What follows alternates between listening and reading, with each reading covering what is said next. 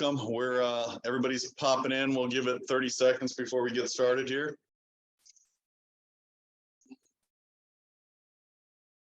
Off my other speaker so you guys don't have to hear every time I get a text or a email.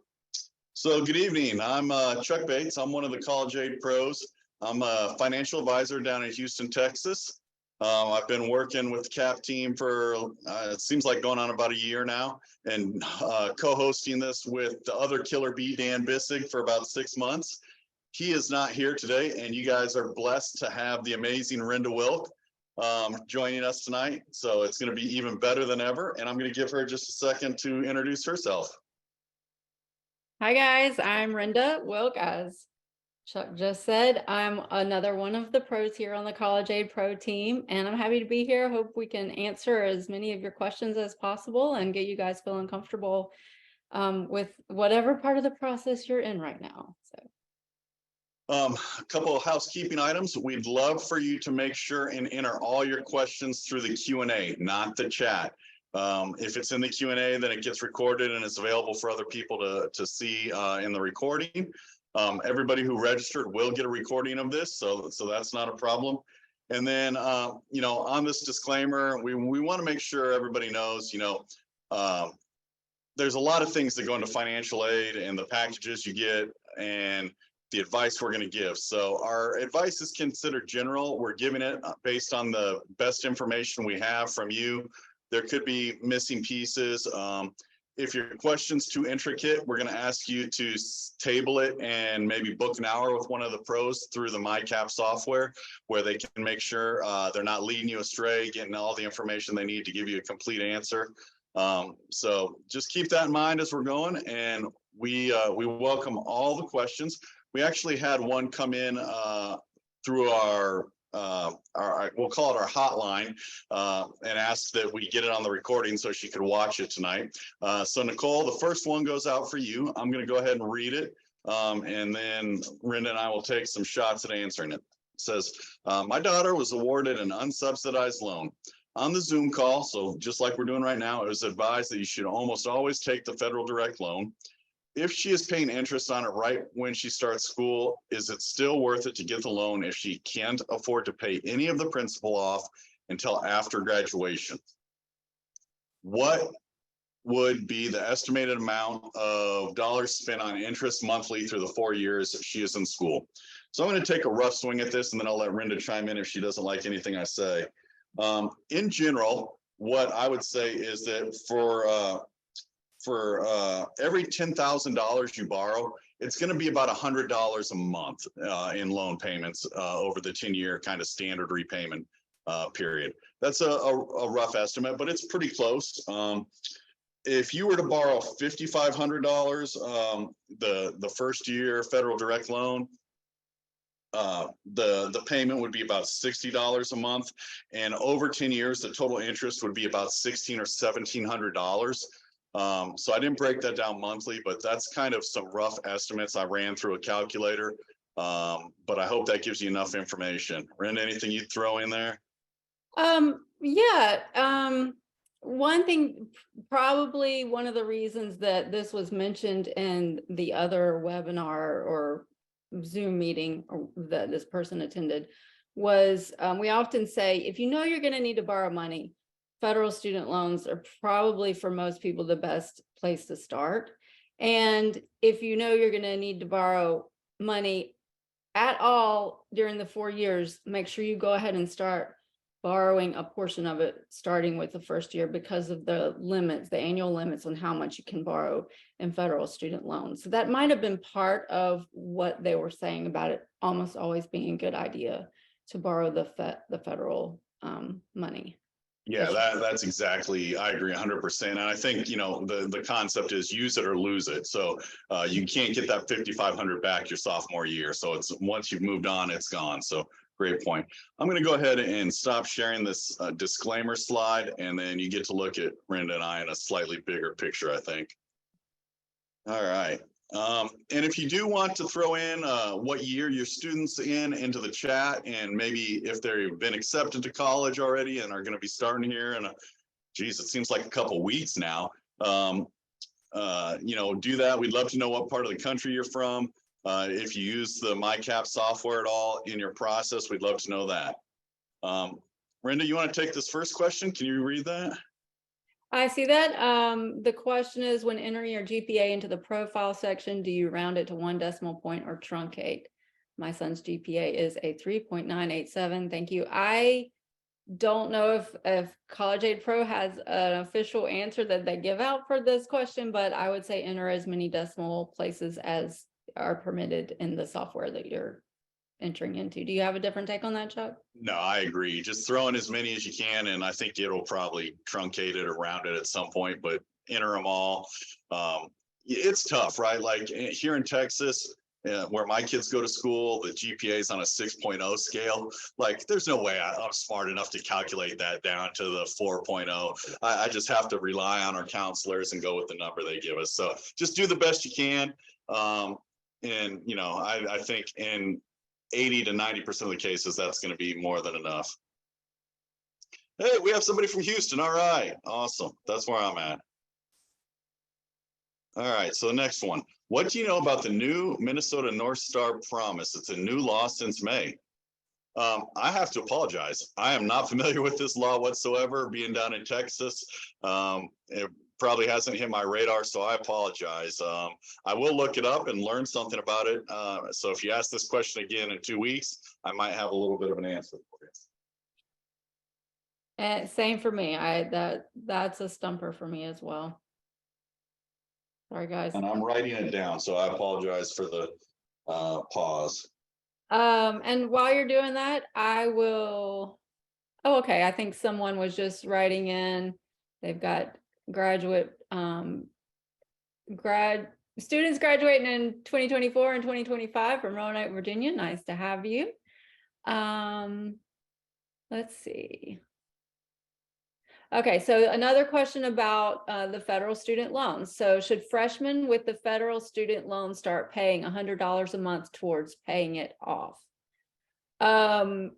If you have an unsubsidized loan and you want to start making the interest payments, I think that's what you're saying, just so that it doesn't accrue additional interest on top of the interest. You can certainly do that, and if that's possible for your budget, you can do that. If you have the money to do that, you may also just want to save some so that you can pay more in future years. It really depends on your financial situation and how much of a gap you have that you're having trouble covering as well. What would you say to that, Chuck? I agree 100%. It's a personal preference based on your financial situation.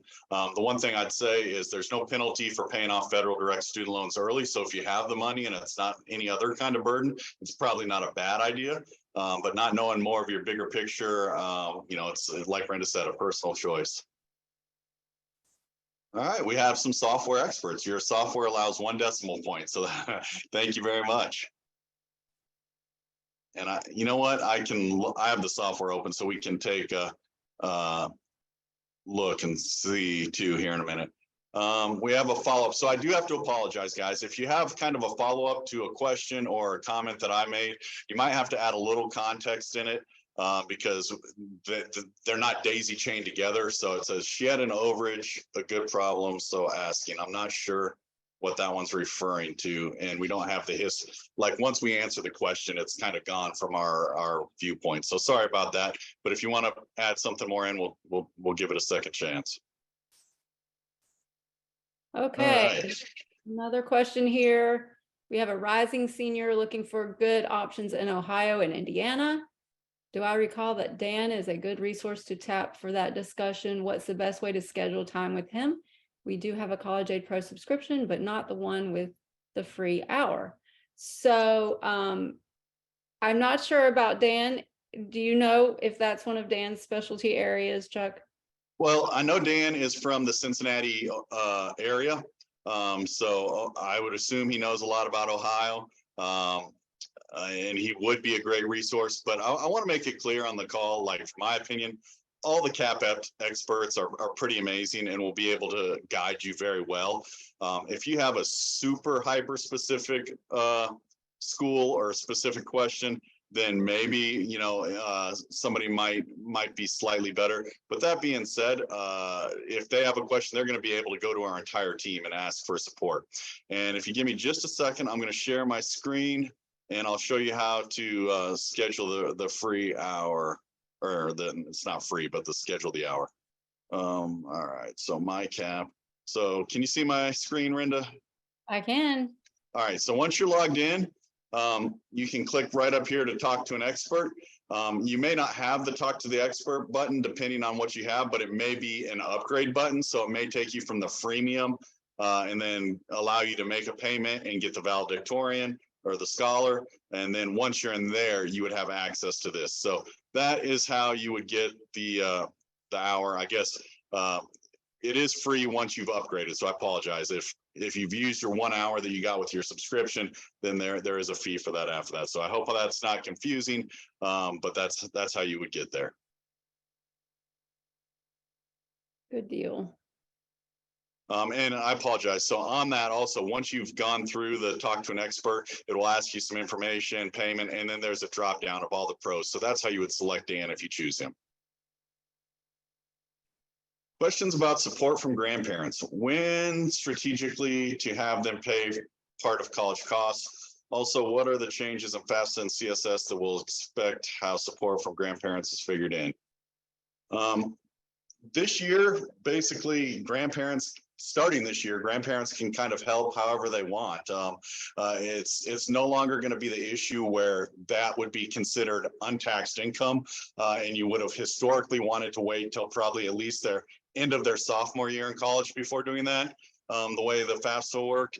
But now I would say, you know, that handcuff or restriction is kind of gone, or at least we expect it to be. I guess we won't know for sure until potentially December when the FAFSA officially rolls out. But all the guidance we've got says that won't be an issue this year. Anything to add to that one, Rynda?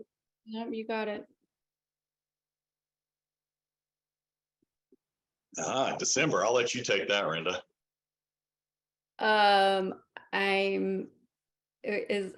So it's normally available in October, and because of the changes to the FAFSA, we've been told that it is pushed back till December. So it will not open online until December is what we're being told. And it could be January or later. I think December is probably the best case scenario. Do you have an opinion? Too. If they told us December this early in the year, I agree. It could end up getting pushed back. So it's a wait and see kind of thing. Really keep your eyes open and your ears open for updates on that. The CSS profile has not changed when it will be available. We expect that to be available in October. So depending on the schools you're applying to, you're going to have different deadlines, different requirements. It could be a real mess. Like here in Texas, the priority deadline for financial aid, I want to say is like December 15th. So, you know, that's going to create some hiccups down here.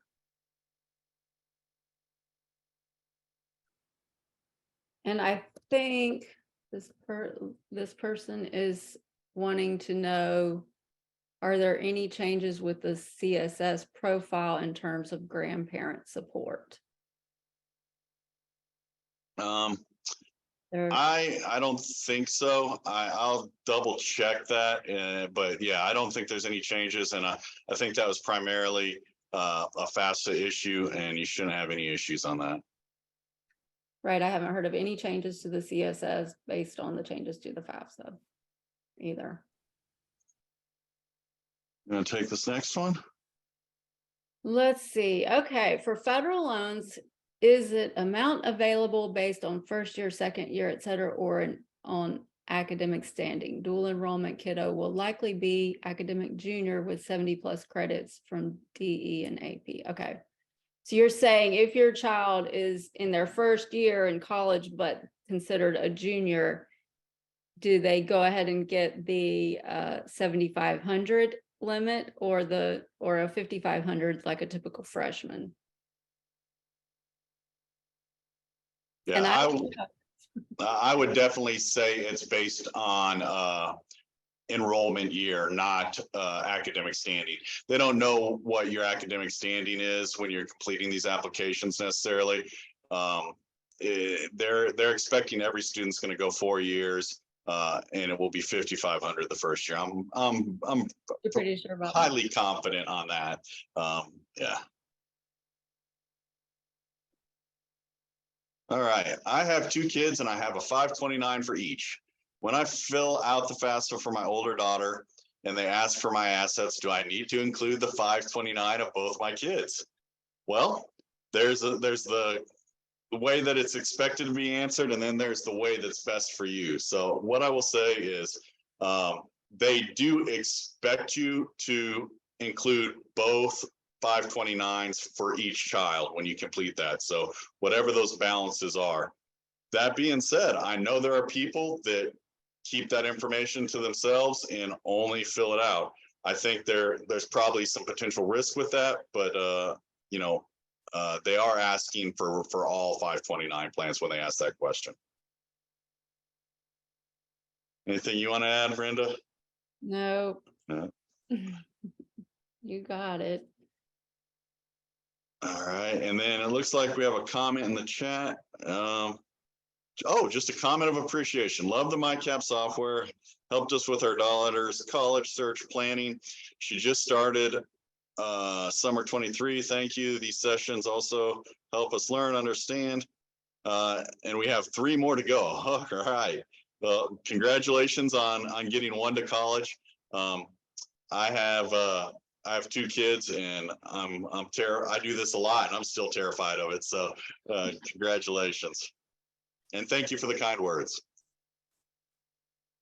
I think we got a follow-on to that last 529 question. FYI, I transferred our 529s to my in-laws today. So if the 529s are in your in-laws, if they own the account and your children are the beneficiaries, then that does not get counted as your asset or the child's asset.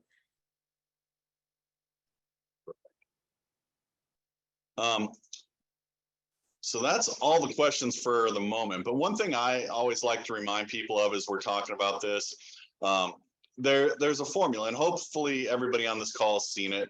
It's the cost of attendance minus EFC equals need, or it's now going to be SAI instead of EFC. And I want to make sure that you guys, what's the saying, you're not missing the trees through the forest or the forest through the trees. If your income is such that you have a EFC of 70, 80, 90, 100 plus $1,000, and your student's going to a school that costs 30 or 40, you got to make sure that you fill out all the information correctly and accurately and what's in your own best interest, right? But in a lot of those cases, if your income's that high, it's going to be awfully hard to make sure you get your EFC down to where you're going to have need. And if that's the case, you really need to make sure that you understand, okay, hey, it's unlikely that I'm going to be eligible for need-based aid at a majority of my schools, and probably need to start focusing on schools that may in fact give your student merit if that's the case. So just remember, hey, we're here to help you get that EFC as low as absolutely possible. But there's only so much you can do, right? And if that's the case, you need to understand that and understand that formula. So I just want to reiterate that.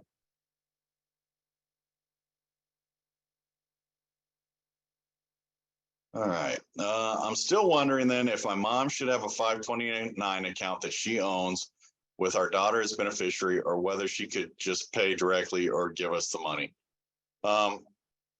Yeah, so there's a lot of, I guess, moving parts to that. And without knowing the entire financial situation of your entire family, how many students you have, how much your parents are contributing, are they paying directly to the college, all kinds of different things. It makes it a little bit difficult to answer.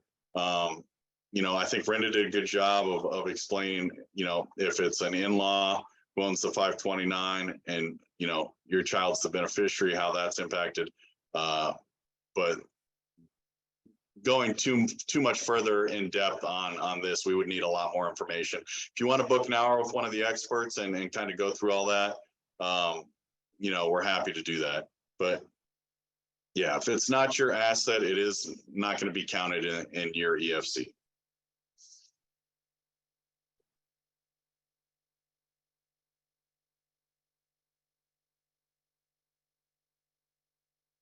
Oh, you're on mute, Rynda. I don't know. Thank you. I turned myself off there.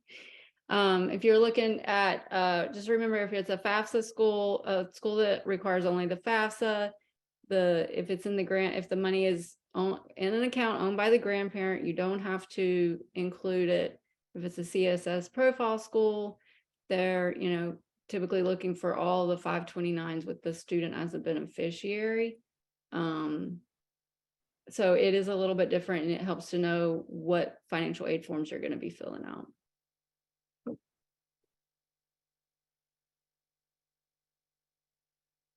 What other kind of questions do folks? Oh, here we go.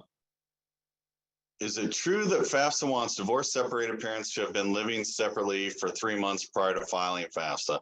So there's a change from last year to this year, and you have to be, as far as I know, legally separated now to be considered divorced or separated for the FAFSA that's going to open in December. So I don't know that it's 3 months. I think it's just whatever is defined by legally separated is how I would frame that.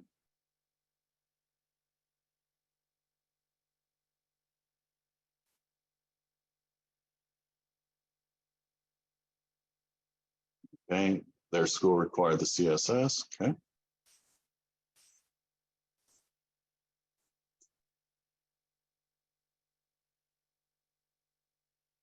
We got 25 people in here. I know you guys got to have some more questions for us. Yeah.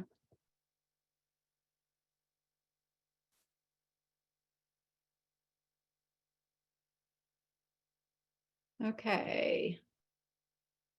Is whether the school is CSS or FAFSA on the College Aid Pro website? It is. All right, and so Chuck's getting ready to show that to us.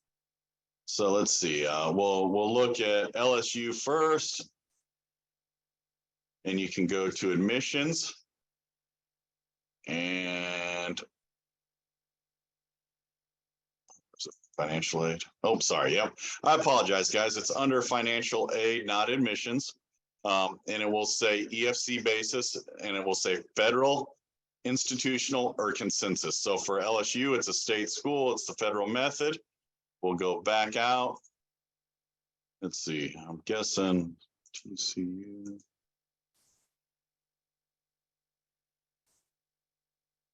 Yep. Institutional for that. Yep. So TCU shows institutional. That will require the CSS profile. And then another thing you can look at, can you see this screen? Yes. Okay, so I'll put this in the chat. This is the participating schools from the CSS profile.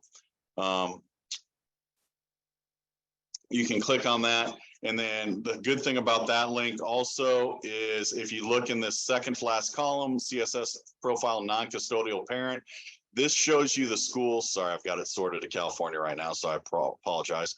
But you can sort this, and if it says yes, it's going to count the non-custodial parents' income and tax return towards your ability to pay. And if it says no, it will not. So that could be a major player in your college selection and have a big impact on what the cost of college is.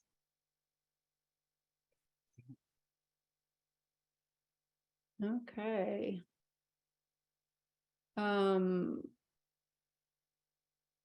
There's another question about grandparents wanting to contribute. The grandparents want to contribute but just want to give cash. Is there a way for her to time the contribution so we don't have to claim it?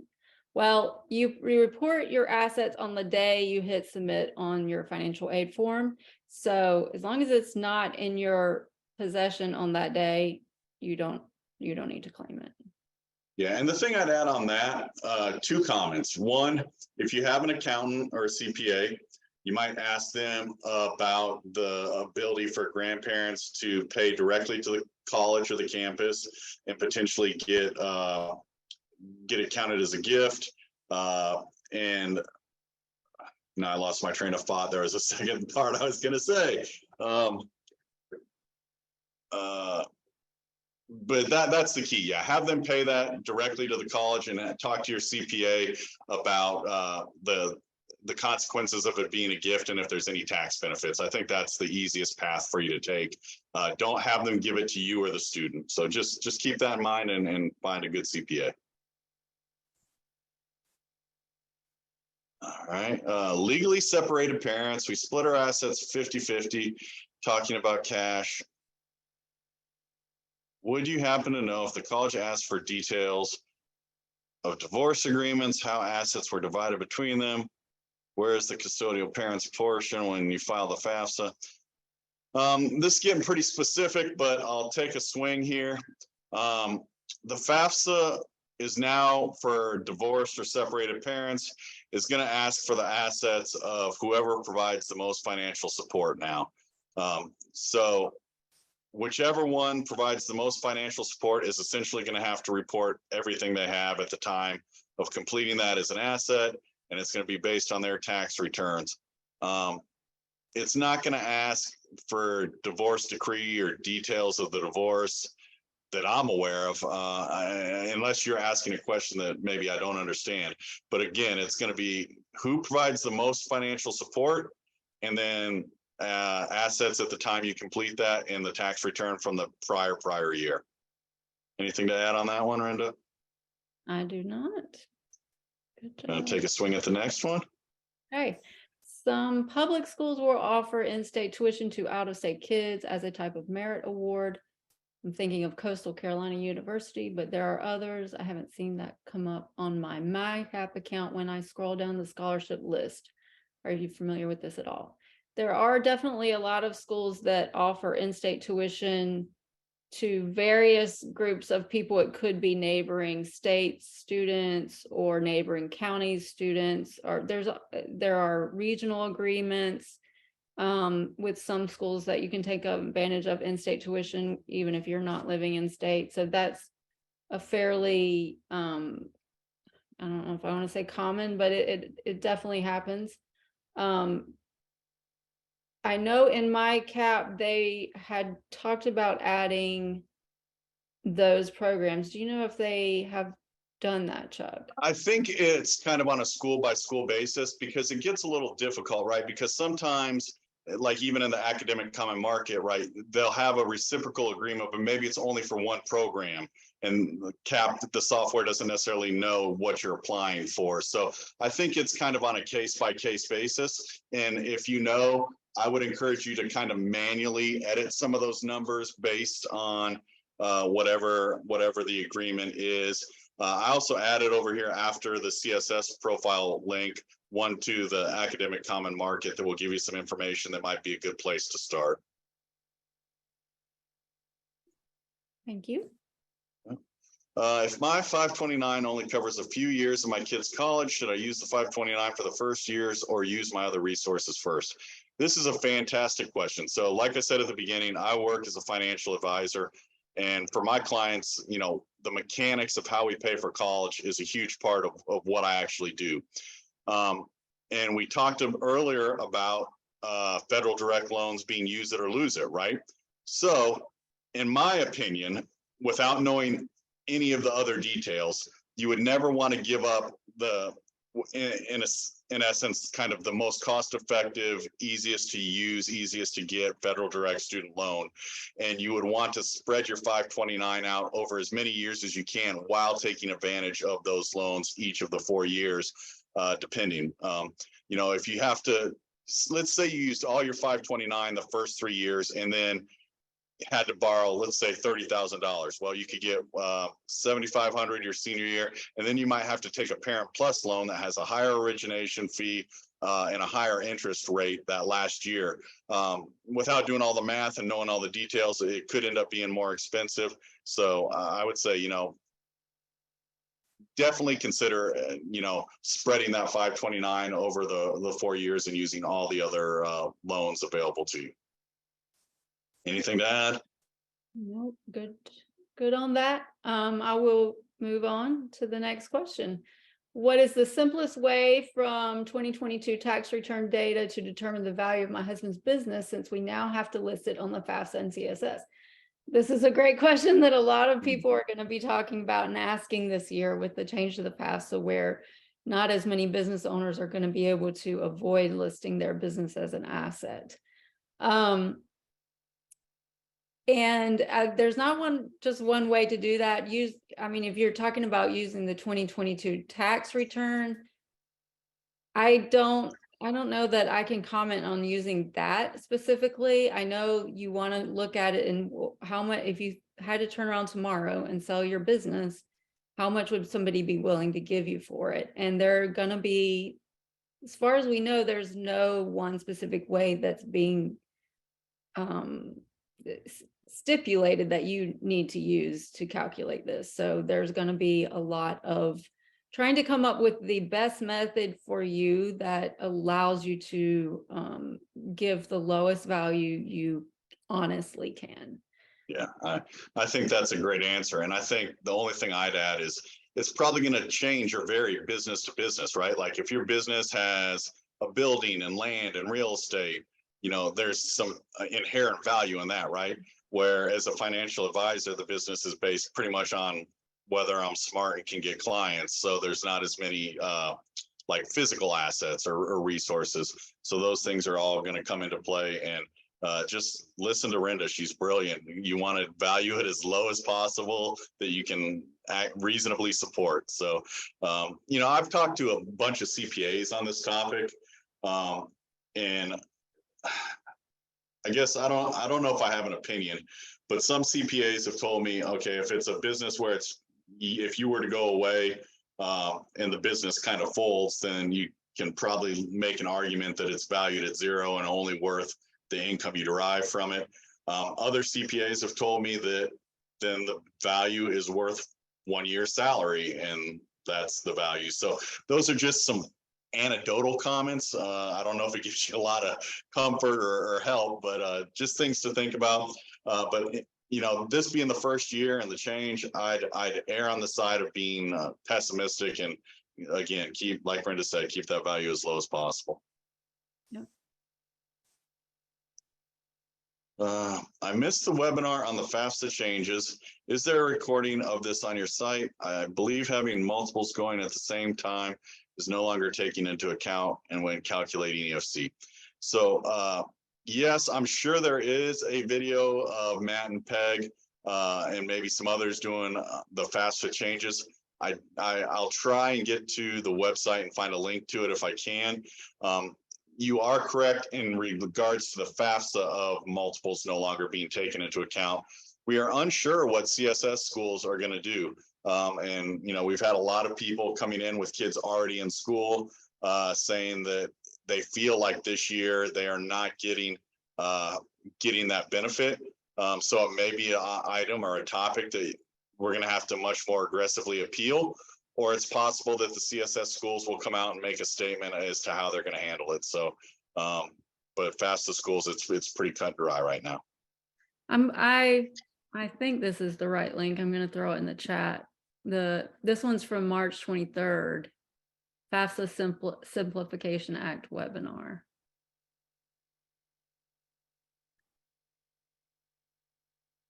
Also, oh, you know what? I just realized, I think you and I have been doing the same thing. We've only been sending it to hosts and panelists. So we have to change that little drop down to everyone and I've done it twice now. So that's all right. My bad. Let me fix that. Everyone. There we go. So, and I pasted 2 links back to back. So I don't know if you'll notice, but they're right next to each other. Sorry about that. If anybody has a problem, let us know. We'll try and get it corrected, but it should be useful. Okay. Let me go on to the next question here. Okay, forgive me because I was looking for that link. I hope I'm not reading one that you just did because I wasn't very much paying attention. I apologize. If student starts at a regional college campus and later transfers to main campus, are they treated as a transfer student for merit purposes? This is, sorry if this is too specific. It's pretty specific. I don't think I can say across the board how every school would handle this. Yeah, I definitely think you got to reach out school by school basis. I know like UT and A&M have a CAP program, and so you can go to one of their UT Arlington or UT Tyler and transfer in. But the things to remember on that is like you're not guaranteed to get into engineering or business. You're guaranteed to get into like liberal arts. So you want to make sure you're getting into the program you want, and then again, yeah, you would call kind of the financial aid department and see. The other thing I would add or suggest, so in Houston, they have something called the HARN, www.theharn.org, and it stands for Houston Area Recruiting Network. And it's all the recruiters throughout the country, or for colleges throughout the country that live in Houston and recruit from Houston schools. And I would guess every major city has one of those. You can make friends with those recruiters. Oftentimes they're the ones reading applications, but you can ask them these questions and they'll be very, very helpful. It's their job to get you to go to their school, so that if they have a chance to give you some aid, they're probably going to tell you all about it. So that would be a resource that I would suggest. Good tip.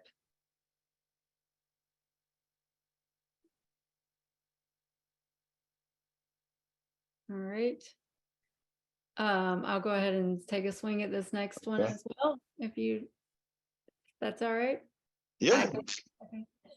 Sorry. I gave away $80,000 to a family member in the coming 2024-2025 FAFSA. I don't have to report it as a cash asset since I don't have it in my savings and checking account. Do colleges ask why and whom you paid, etc.? The only way that they would see that is if they saw your bank statements from the past, which I can't think of a reason that would come up for you to have to explain, unless there was something on a tax return or a document that they would actually see. I can't think of any reason why you would need to explain that. Yeah, and your assets are at the time you report them when you complete the application. And if you don't have it in your bank account, it's not your asset. Yeah. We had I'm pretty sure a similar question potentially from the same person on one of the previous ones asking about interest too. So yeah, it's all about assets, and the income is going to be, if it's interest income, it's going to be reported on your tax return, and whether or not that return is the one that's used when you complete the FAFSA is may or may not be the right one, right? Like if you gave it to them last year and they're just now paying the interest, it's not going to apply 2 years ago. So just keep that in mind. If we own raw land and have never reported on our taxes, do we have to claim it as an asset? Unfortunately, yes. And I actually had this come up this year with a student going to Bryn Mawr. She was a Posse Scholar winner, and had her award actually impacted because her family had bought a piece of raw land and claimed it as an asset, and they would not discount it or anything, and it made up the highest part of her EFC, unfortunately, greater than the family income. Great, they essentially spent their life savings on it. So it was kind of an unfortunate situation. Now, do I think each school might handle that different? Potentially, but you're still going to have to claim it and then potentially appeal. And I'd make sure you value that if it's raw land, and make sure you value it appropriately. There'll be some tax rolls, there'll be different things you can look at, but try to make sure you get the lowest value possible on that. All right. Let's see. There is another website, myintuition.org. I tried it a little bit and compared it with your CAP software. Looks like there are some discrepancies in terms of the attending cost of a particular college. Do you have any thoughts why this is the case? I don't know how they calculate any of their numbers. I know that our data, we're collecting it from the individual colleges. some of them are more transparent in terms of how much data they give us about, especially about merit scholarships and in particular. But I can't really, I can't speak to the differences. Yeah, I mean, that's kind of like asking, hey, I did the calculations in CAP and on the school's net price calculator and got different numbers, right? We're doing the best we can. All this information probably comes from the common data set for most people, and it may be open to some interpretation. I'm very confident in the team that does the data scrubbing for CAP. If you have a huge discrepancy, I think if you sent it to, is it info at College Aid Pro or support info at College Aid Pro with your question and some of the specifics, I suspect that they may take a look at it and give you a rough estimate or answer on whatever they can discern. So it is what it is, and if you've already got two, you might as well do the school's net cost calculator and see what that comes up and if it's closer to one or the other. And keep in mind, I don't know about this specific website, but some of the websites use a lot of averages. And that would definitely make a big difference because College Aid Pro is not so much using averages. We try to get as specific as we can with the output. I'm going to take one pause. It looks like somebody put a couple questions in the chat instead of the Q&A. I'm going to take a swing and try and answer that. And then if you don't mind, I'll just try and answer. You don't need to copy it over. I have twin daughters who are junior in high school and they have a guaranteed education tuition account. How does it differ from a 529? Well, guaranteed tuition accounts are at least like the Texas, there's one here in Texas. It is in fact a 529. It's just treated differently in terms of you've paid, I guess, a guaranteed tuition rate or bought a certain number of hours in some cases, where other 529s are typically just invested in some kind of mutual fund or ETF. And hopefully that money grows enough to be able to pay the tuition at, whatever the cost of inflation is at the time they get there. So in theory, the differences aren't all that dramatic. You're going to be able to use that to cover the tuition. In a normal 529, you'd only be able to use it to, apply to approved educational expenses. But for the most part, they're going to be pretty similar. And then exactly the same here, twins with the opposite situation, a 529, but not a guaranteed tuition. So yeah, if it's just a normal 529, you just got to make sure you're only using it for approved educational expenses, and that's about it. Good deal. Okay. All right. So we got a question here. Husband got a job offer with an 18% increase in pay, but I am afraid having more income on the W-2 might decrease our chances for FAFSA this coming fall. Any ideas, suggestions? So if the increase in pay is just now happening, it won't hit your income until the sophomore year of FAFSA, because you are using, for this year, you're going to be using the 2022 income. Yes. That's one thing to know. Secondly, like Chuck was saying earlier, if you're in, could it decrease the amount, or I should say increase your expected family contribution, or your SAI now, student aid index? It could, but I don't like that. Whether or not that's going to make a difference for you, it depends on the type of school you're applying to, whether how much need-based aid they even give. There's a lot of trickle-down effects that could happen with an increase in pay.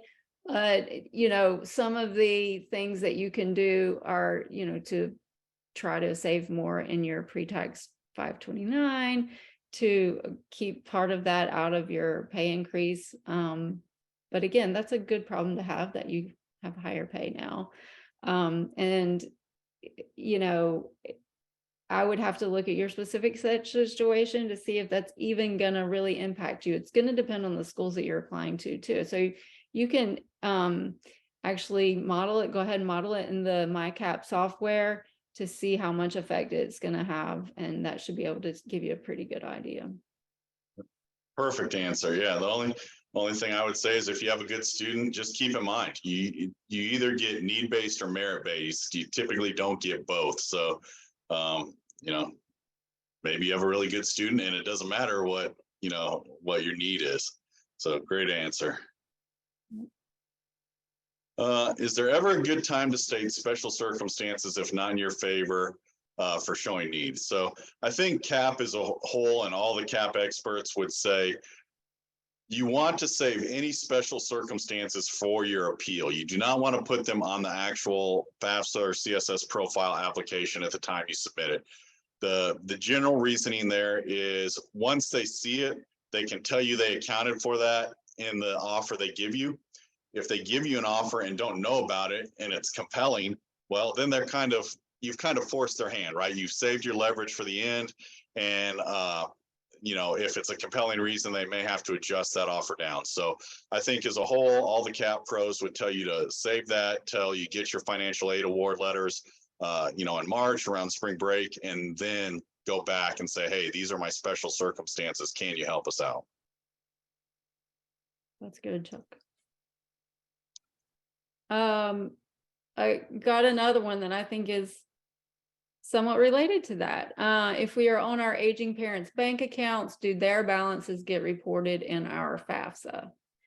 So that if you are a joint owner of an account, then that is your asset.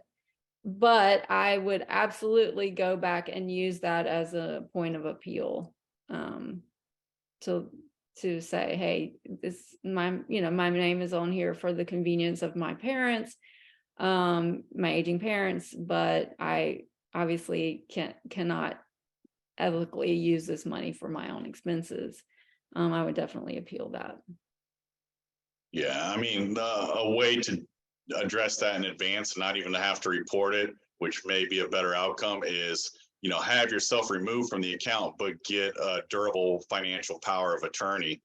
And I think that's probably a slightly better process, but again, Rynda's right also. Yeah. These are tough things, right? Everybody's situation is unique. And you know, the thing I just reiterate is report it in the way that has the least impact on you that you can, you know, do in good conscience and reasonably support. Agree with that, Chuck.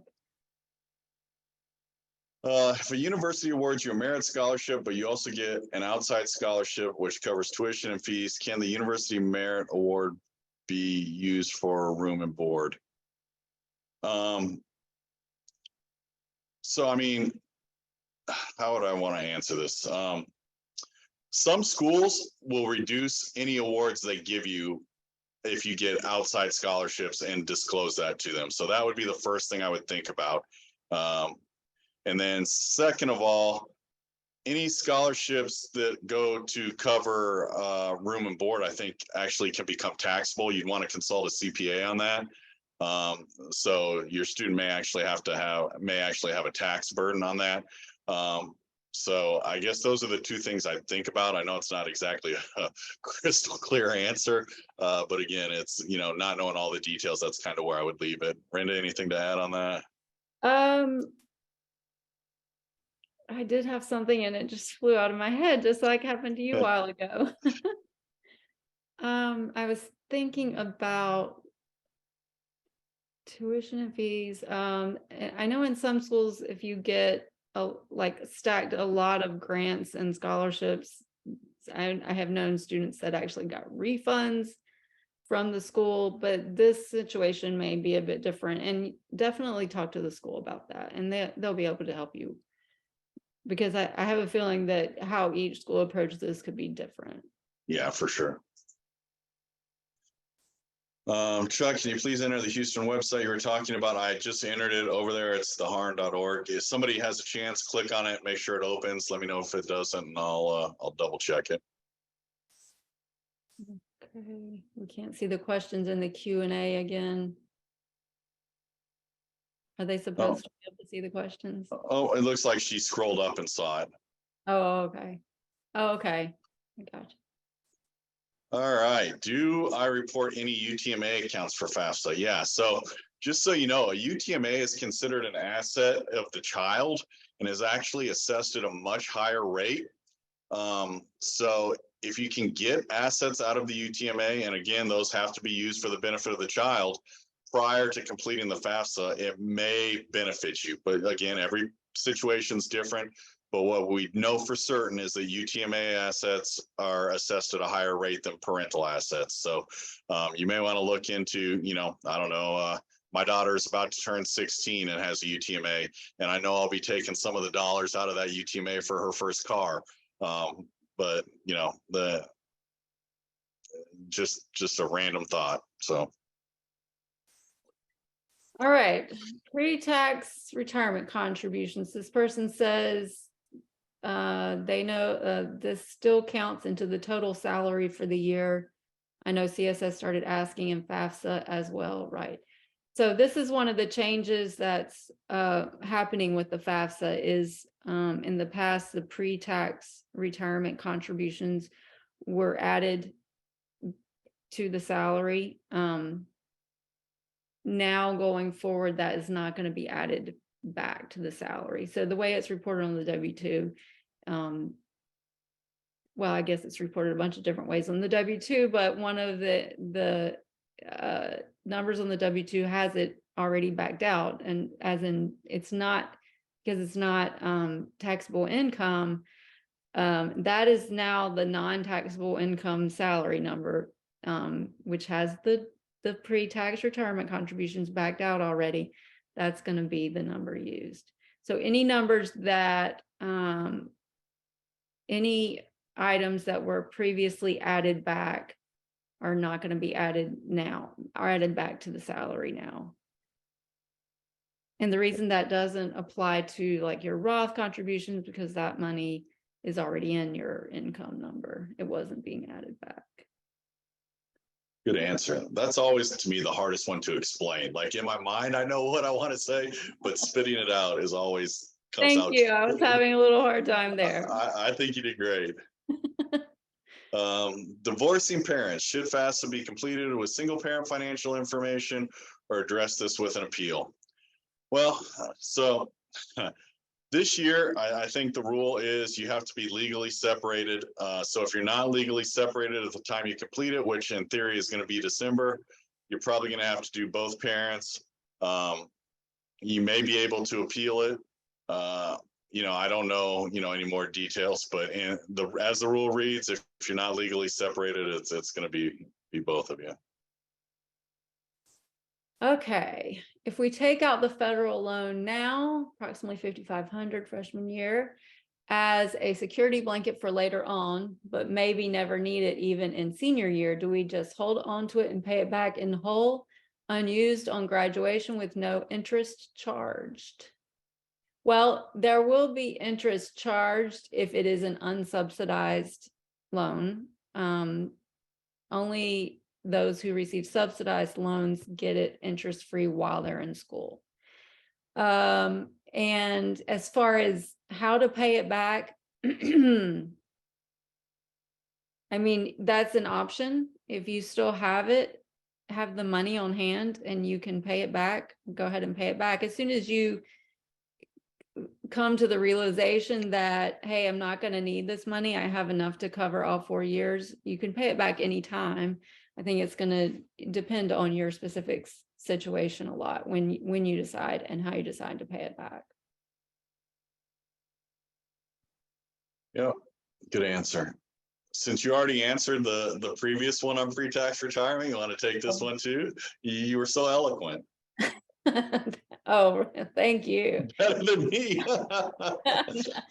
How does the CSS handle the pre-tax retirement? It seems like CSS is way nosy. That is so true. CSS is way nosy. Gosh, I'm drawing a blank on this though. I mean, they require you to put it all in the fields. That was a change last year in the fields. Previously, the question was there, but you could leave it blank. And last year, you could no longer skip over it. So they're asking you to put that information in no matter what. And I believe, like Rynda stated earlier, schools treat it differently depending on their situation. So I don't think there's going to be a way to really avoid putting it in. They're going to see that anyway, and that's how I'd frame it. I don't know, Rynda, anything else to add? Mm-mm. All right. We are older parents and have some money in an investment account earmarked for retirement. Would this be considered appealable or special circumstance to reduce SAI? If it's just a taxable investment account, it's going to be considered an asset. They're not going to look at that as retirement or not retirement.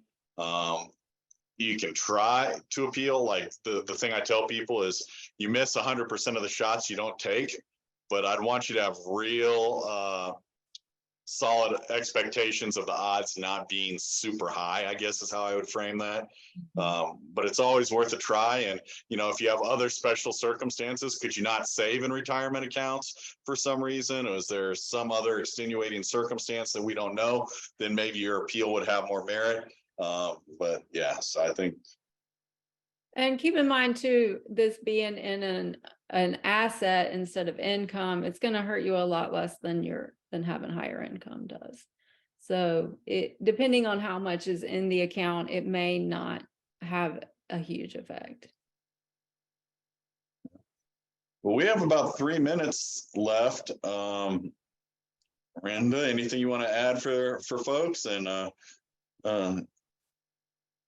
how long till has anybody had a student leave for campus? I've had one client that's already on campus for a special immersion Chinese language program at Ole Miss. But other than that, I haven't had anybody else leave. No, me either. From Chuck's favorite list on CSS participating schools, those that do not use non-custodial parents, any known to be more generous. Well, I'd say they're all more generous because they're not counting the non-custodial parents. So that's a huge benefit, right? Like if they're removing, I won't call it 50% of the income because it's not always equal between the parents, but they're letting you take out a chunk. So yes, in those cases, those are more generous. Beyond that, I can't really comment or make a suggestion. But I guess what I will show is here. Let's share my screen real quick.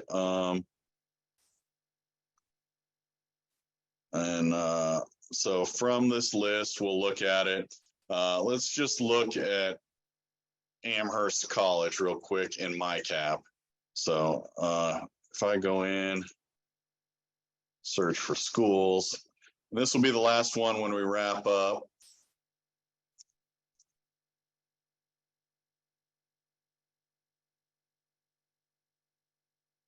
Oh, what did I do wrong there?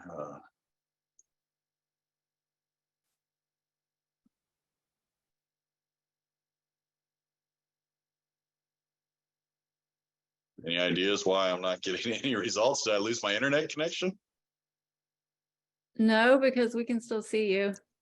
Oh, that's true. But that's awfully.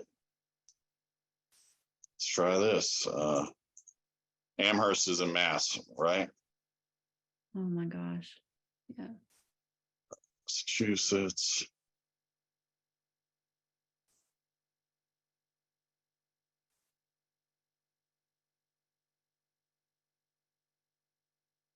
Yeah, sort by, and of course I don't have alphabetical. All right, let me try one more time, huh? Oh, we got a new spelling here. This is it AMHEREST? Oh, AMH, okay. But it should come. Oh, there we go. All right. So let's take a look at this. And this is when you're talking about generosity, this is what I would encourage you to come look at. So if you have need, they're going to be 99.9%. But in terms of merit, the average non-need merit scholarship is 0. So in this case, I would say they're very generous in terms of need. But if you don't have a lot of need, they're not going to help you all out at all. So apologies for not being able to spell and finding the college, but that is what I would look at. And so all the schools have this. I'll go back to my list and show you a couple more just so you know. So like, let's look at TCU. And you go to financial aid. So they meet only 74% of need. And they used to have what percent is met with grants. So the other thing you can do is go to Google and say common data set TCU, and it will bring up the common data set information.